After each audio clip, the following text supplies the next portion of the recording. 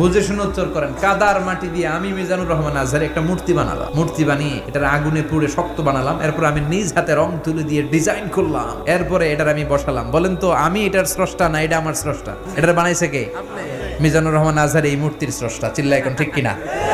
তো যেটারে আমি বানালাম এটার আবার ওম নমো ভগবতী হবে? মাথায় ধরে না।